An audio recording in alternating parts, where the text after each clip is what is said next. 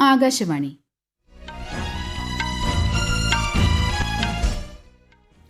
നമസ്കാരം. വാർത്തകൾ വായിക്കുന്നത് അശ്വതി.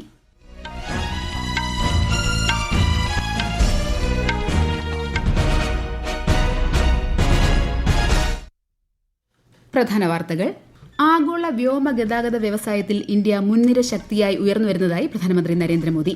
അയാട്ടയുടെ 81ാമത് വാർഷിക പൊതുയോഗത്തെ ന്യൂഡൽഹിയിൽ പ്രധാനമന്ത്രി അഭിസംബോധന ചെയ്തു. ഐക്യരാഷ്ട്ര സഭയുൾപ്പെടെ വിവിധ ബഹുരാഷ്ട്ര സംഘടനകളിലെ പൊതു താൽപര്യമുള്ള വിഷയങ്ങളിൽ ഒരുമിച്ച് പ്രവർത്തിക്കുന്നത് തുടരാൻ ഇന്ത്യയും പരാഗ്വേയും ധാരണയായി.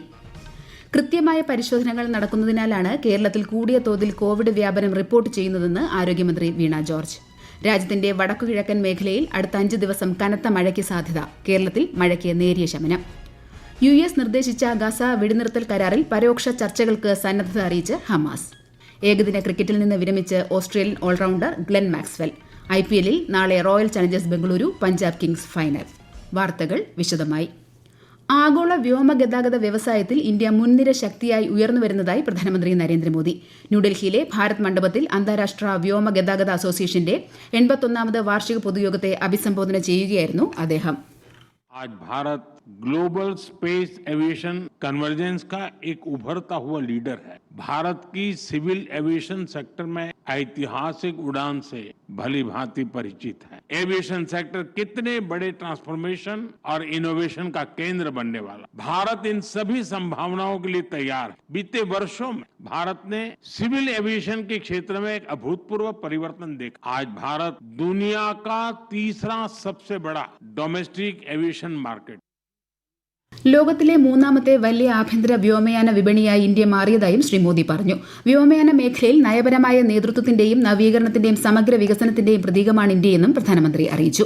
ഭീകരവാദത്തിനെതിരെ ഇന്ത്യയുടെ ശക്തമായ നിലപാട് ലോകത്തെ അറിയിക്കുന്നതിനായി എംപിമാരുടെ നേതൃത്വത്തിൽ സർവകക്ഷി പ്രതിനിധി സംഘങ്ങൾ വിദേശ പര്യടനം തുടരുന്നു. NCP SP MP Supriya Sule, JDU MP Sanjay Kumar Jha, Shiv Sena MP Srikanth Shinde, BJP എംപിമാരായ Ravishankar Prasad, Baijayant Panda, DMK MP Kanimozhi, Congress MP Sasi Tharoor തുടങ്ങിയവരാണ് 7 സംഘങ്ങളെ നയിക്കുന്നത്. 32 രാജ്യങ്ങളിലാണ് പര്യടനം.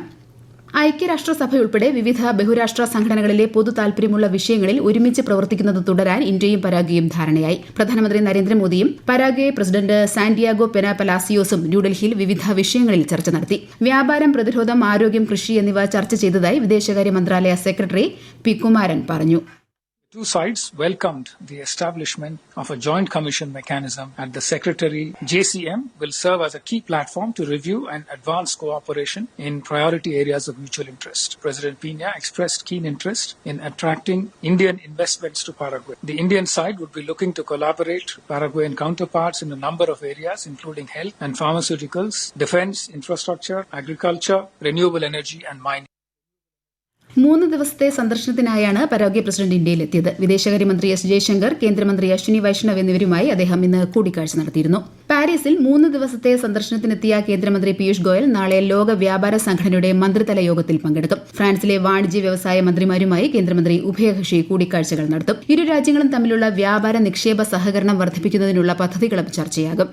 ഈ വർഷത്തെ നീറ്റ് PG എൻട്രൻസ് പരീക്ഷ മാറ്റിവെച്ചു. ഈ മാസം 15-ാം തീയതി നടത്താനിരുന്ന പരീക്ഷയാണ് മാറ്റിവെച്ചത്. കൂടുതൽ പരീക്ഷാ കേന്ദ്രങ്ങൾ സജ്ജമാക്കുന്നതിന്റെ ഭാഗമായാണ് നടപടി. പുതുക്കിയ തീയതി പിന്നീട് അറിയിക്കുമെന്ന് national board of examinations in medical sciences അറിയിച്ചു. നീറ്റ് PG പരീക്ഷ ഒറ്റ ഷിഫ്റ്റിൽ നടത്തണമെന്ന് കഴിഞ്ഞ ദിവസം സുപ്രീംകോടതി ഉത്തരവിട്ടിരുന്നു. രാജ്യത്തെ കൽക്കരി ഉൽപാദനത്തിൽ വർധന. മെയ് മാസത്തിൽ മൊത്തം ഉൽപാദനം 86.24 മെട്രിക് ടണ്ണിലെത്തിയതായി കൽക്കരി മന്ത്രാലയം അറിയിച്ചു. മുൻ വർഷത്തെ അപേക്ഷിച്ച് 83.96 മെട്രിക് ടൺ വർധനവാണ് ഉൽപാദനത്തിൽ രേഖപ്പെടുത്തിയത്. രാജ്യത്തെ കർഷകരുടെ അഭിവൃദ്ധി ഉറപ്പാക്കുന്നതിനൊപ്പം ഭക്ഷ്യസുരക്ഷയ്ക്കും കേന്ദ്രം പ്രതിജ്ഞാബദ്ധമാണെന്ന് കേന്ദ്രമന്ത്രി ശിവരാജ് സിംഗ് ചൌഹാൻ. വികസിത് കൃഷി സങ്കൽപ് അഭിയാന്റെ ഭാഗമായി ബീഹാറിൽ നടന്ന ചടങ്ങിൽ സംസാരിക്കുകയായിരുന്നു അദ്ദേഹം. രാജ്യവ്യാപകമായി നടക്കുന്ന വികസിത് കൃഷി സങ്കൽപ് അഭിയാൻ 5ാം ദിവസത്തിലേക്ക് കടന്നു. ഛത്തീസ്ഗഡിലെ സുക്മ ജില്ലയിൽ 16 മാവോയിസ്റ്റുകൾ കീഴടങ്ങി. CRPF പോലീസ് ഉദ്യോഗസ്ഥരുടെ മുൻപിലാണ് ഇവർ കീഴടങ്ങിയത്. കീഴടങ്ങിയ ഓരോ മാവോയിസ്റ്റിനും ഛത്തീസ്ഗഡ് സർക്കാർ പ്രഖ്യാപിച്ച 50,000 രൂപ സഹായധനം നൽകും. മുസാഫർപൂരിൽ പ്രായപൂർത്തിയാകാത്ത പെൺകുട്ടി പീഡനത്തിനിരയായി കൊല്ലപ്പെട്ട സംഭവത്തിൽ ദേശീയ വനിതാ കമ്മീഷൻ ബീഹാർ സർക്കാരിന് നോട്ടീസ് അയച്ചു. സംഭവത്തിൽ സ്വമേധയാ കേസെടുത്ത കമ്മീഷൻ സമഗ്രവും നിഷ്പക്ഷവുമായ അന്വേഷണം നടത്തി 3 ദിവസത്തിനകം വിശദമായ റിപ്പോർട്ട് സമർപ്പിക്കാൻ ചീഫ് സെക്രട്ടറിക്കും DGPക്കും നിർദ്ദേശം നൽകി. സംഭവത്തിൽ ദേശീയ മനുഷ്യാവകാശ കമ്മീഷനും നോട്ടീസ് അയച്ചു. ഈ വാർത്തകൾ ആകാശവാണിയിൽ നിന്ന്. ആകാശവാണി വാർത്തകളും വാർത്താധിഷ്ഠിത പരിപാടികളും All India Radio News Thiruvananthapuram YouTube ചാനലിലും All India Radio News Thiruvananthapuram Facebook പേജിലും AR News_ തിരുവനന്തപുരം ഇൻസ്റ്റഗ്രാം അക്കൌണ്ടിലും AR News_TVM X ഹാൻഡിലും ലഭ്യമാണ്. രാജ്യത്ത് നിലവിൽ 3960-ലധികം കോവിഡ് കേസുകൾ റിപ്പോർട്ട് ചെയ്തതായി കേന്ദ്ര ആരോഗ്യ മന്ത്രാലയം. 1035 പേർക്ക് രോഗബാധ റിപ്പോർട്ട് ചെയ്ത കേരളത്തിലാണ് ഏറ്റവും കൂടുതൽ കോവിഡ് കേസുകൾ. മഹാരാഷ്ട്രയിൽ 506ഉം ഡൽഹിയിൽ 483 കേസുകൾ റിപ്പോർട്ട് ചെയ്തതായി മന്ത്രാലയം അറിയിച്ചു. കേരളത്തിൽ കൃത്യമായ പരിശോധനയിലൂടെ കോവിഡ് വ്യാപനം രേഖപ്പെടുത്തുന്നതുകൊണ്ടാണ് കൂടുതൽ കോവിഡ് കേസുകൾ റിപ്പോർട്ട് ചെയ്യുന്നതെന്ന് ആരോഗ്യമന്ത്രി വീണ ജോർജ്. നിലവിലെ കോവിഡ് വകഭേദത്തിന് വ്യാപനശേഷി കൂടുതലായതിനാൽ മുൻകരുതൽ ആവശ്യമാണെന്നും മന്ത്രി പത്തനംതിട്ടയിൽ മാധ്യമങ്ങളോട് പറഞ്ഞു. ഒരു ആഗോളതലത്തിൽ കോവിഡ് കേസുകളിൽ ഒരു വർധന കണ്ടപ്പോൾ കേരളത്തിൽ നമ്മൾ കേരളത്തിൽ റിപ്പോർട്ട് ചെയ്യുന്നതിന് മുൻപ് തന്നെ സ്റ്റേറ്റ് ലെവൽ RRT ഒക്കെ ചേർന്നു. നമ്മൾ പക്ഷെ വ്യാപകമായിട്ട് ടെസ്റ്റ് ചെയ്യുന്നുണ്ട്. ടെസ്റ്റ് ചെയ്യുമ്പോൾ അത് തീർച്ചയായിട്ടും പോസിറ്റീവ് കേസാണ് റിപ്പോർട്ട് ചെയ്യും. അത് നിങ്ങൾക്ക് പരിശോധിച്ചാൽ മനസ്സിലാകും. അപ്പോൾ അതുകൊണ്ടാണ് മറ്റിടങ്ങളിലേക്കാളും കൂടുതൽ കേരളത്തിൽ നമ്മൾ ടെസ്റ്റ് ചെയ്യുന്നു, കൃത്യമായിട്ട് കണക്ക് രേഖപ്പെടുത്തുന്നു. അതുകൊണ്ട് ഒരാശങ്കയും വേണ്ട.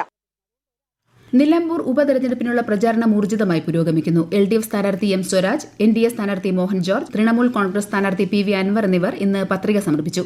നിലമ്പൂരിൽ ഈ മാസം 19-നാണ് വോട്ടെടുപ്പ്. 23-ന് വോട്ടെണ്ണൽ നടക്കും.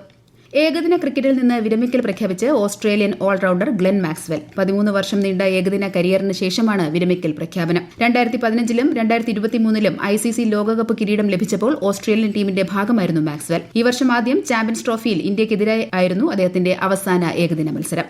IPL ക്രിക്കറ്റിൽ നാളെ നടക്കുന്ന ഫൈനലിൽ റോയൽ ചാലഞ്ചേഴ്സ് ബംഗളൂരു പഞ്ചാബ് കിങ്സുമായി ഏറ്റുമുട്ടും. അഹമ്മദാബാദിൽ രാത്രി 7:30-നാണ് മത്സരം. കന്നി കിരീടം ലക്ഷ്യമിട്ടാണ് ശ്രേയസ് അയ്യർ നയിക്കുന്ന പഞ്ചാബും രജത് പാട്ടിദാറിന്റെ നേതൃത്വത്തിലുള്ള ബംഗളൂരുവും നാളെ കളത്തിലിറങ്ങുന്നത്. രാജ്യത്തിന്റെ വടക്കുകിഴക്കൻ മേഖലയിൽ അടുത്ത 5 ദിവസങ്ങളിൽ കനത്ത മഴയ്ക്ക് സാധ്യതയുണ്ടെന്ന് കേന്ദ്ര കാലാവസ്ഥാ വകുപ്പ്. പശ്ചിമ ബംഗാളിലും സിക്കിമിലും കിഴക്ക് മധ്യ മേഖലകളിൽ അടുത്ത 7 ദിവസങ്ങളിൽ മിതമായ മഴയ്ക്ക് സാധ്യതയെന്നും മുന്നറിയിപ്പ്. കേരളത്തിൽ മഴയ്ക്ക് നേരിയ ശമനം. കണ്ണൂർ, കാസർഗോഡ്, വയനാട്, കോഴിക്കോട് ജില്ലകളിൽ നാളെ മഞ്ഞ ജാഗ്രതയാണ്. കേരള, കർണാടക, ലക്ഷദ്വീപ് തീരങ്ങളിൽ മത്സ്യബന്ധനത്തിന് നാളെ വിലക്കേർപ്പെടുത്തി. US നിർദ്ദേശിച്ച ഗാസ വെടിനിർത്തൽ കരാറിന്റെ പശ്ചാത്തലത്തിൽ പരോക്ഷ ചർച്ചകൾ നടത്താൻ സന്നദ്ധത അറിയിച്ച് ഹമാസ്. 60 ദിവസത്തെ വെടിനിർത്തൽ കാലയളവിൽ 10 ഇസ്രായേലി ബന്ദികളെ മോചിപ്പിക്കാനും 18 ബന്ദികളുടെ മൃതദേഹങ്ങൾ തിരികെ നൽകാനും US മിഡിൽ ഈസ്റ്റ് പ്രതിനിധി സ്റ്റീവ് വിറ്റ്കോഫ് കരാറിലൂടെ ഹമാസിനോട് ആവശ്യപ്പെട്ടിരുന്നു. പോളണ്ട് പ്രസിഡന്റ് തെരഞ്ഞെടുപ്പിൽ PIS പാർട്ടി പിന്തുണയുള്ള സ്വതന്ത്ര സ്ഥാനാർത്ഥി കരോൾ നവ്റോക്കി വിജയിച്ചു. 50.89% വോട്ടുകളാണ് നവ്റോക്കി നേടിയത്. എതിർ സ്ഥാനാർത്ഥി റാഫാൽ ട്രാസാസ്കോവ്സ്കിക്ക് 49.11% വോട്ടുകൾ ലഭിച്ചു. രാജ്യത്തെ ഓഹരി വിപണികളിൽ നഷ്ടം. സെൻസെക്സ് 77 പോയിന്റ് കുറഞ്ഞ് 81,374-ലും നിഫ്റ്റി 34 പോയിന്റ് താഴ്ന്ന് 24,717-ലും നഷ്ടത്തോടെ വ്യാപാരം അവസാനിപ്പിച്ചു. സ്വർണ്ണവിലയിൽ വർധന. ഗ്രാമിന് 30 രൂപ വർദ്ധിച്ച് 8,950 രൂപയും പവന് 71,600 രൂപയുമാണ് ഇന്നത്തെ വില. ദക്ഷിണ കൊറിയയിൽ നടന്ന ഏഷ്യൻ അത്ലറ്റിക്സ് ചാമ്പ്യൻഷിപ്പിൽ മികച്ച പ്രകടനം കാഴ്ചവെച്ച ഇന്ത്യൻ കായിക താരങ്ങളെ പ്രശംസിച്ച് പ്രധാനമന്ത്രി നരേന്ദ്രമോദി. കായിക താരങ്ങളുടെ പ്രകടനത്തിൽ രാജ്യം അഭിമാനിക്കുന്നതായി അദ്ദേഹം സമൂഹമാധ്യമ പോസ്റ്റിൽ കുറിച്ചു.